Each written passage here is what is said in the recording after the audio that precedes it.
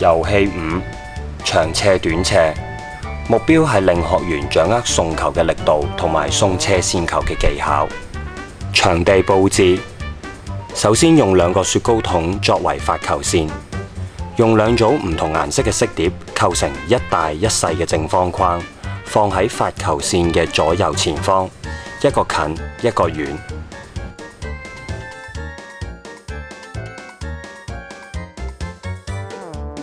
遊戲玩法：學員有2次送球嘅機會，目的係要將球送入2個正方框裡面。